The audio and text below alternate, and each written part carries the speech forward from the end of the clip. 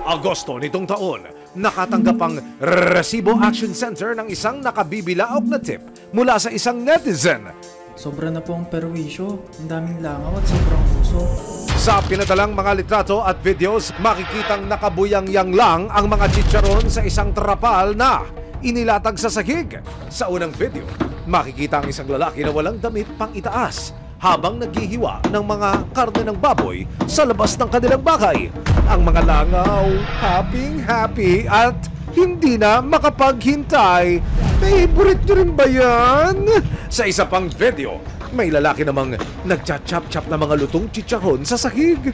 Kuya, hindi po ba uso ang chopping board dyan? Nakaka-high blood naman po yata yan sa kadugyutan. Kaya ang panawagan ng netizen sa Resibo. Ayaw naman namin sila mawala ng pagkakakitaan, pero kung kalusugan naman po namin ang kapalit, hindi naman po ata tama.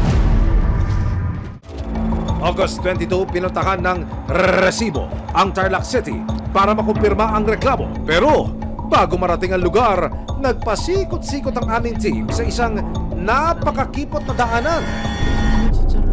May chicharon na, oh. Asa ka ba dyan? Masaklap lang, hindi, parang hindi ka asi. Pagdating sa gitnang bahagi ng eskinita, kaliwat kanan na ang mga pagawaan ng chicharon. At para makakuha ng mas malutong na mga impormasyon, ang isa naming napagtanungan, may recommended na biligan. Saan po ito nabibili? Di ba may gawaan po dito? Sa halagang 13 piso, may isang pagkana ng chicharon. Magkano po ito? 35. Dalawa po. Super crunchy pero 5 stars kaya ang lasa? Makalipas ang 4 na araw, pinaligan ng Resibo ang nasabing lugar kasama ang isang asset mula sa Criminal Investigation and Detection Group o CIDG Tarlac. Thank you po. Agad naman siyang in-entertain at itinuro ang hile-hilera ng mga pagawaan ng chicharon.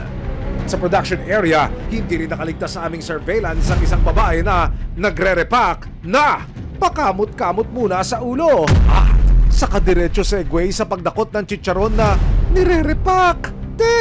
Extra alat po ba yan sa bawat kagat? At dahil dapat taste test din ang police asset, ano kaya ang kanyang review?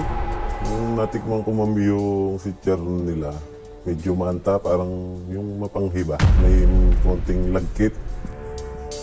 Malapit po sa CR po yata yun, saka yung pinagkainan. Nakatambak lang doon, lalangaw-langaw. Everyday fiesta naman pala rito para sa mga langaw. Doon lang din man sila nagluluto eh.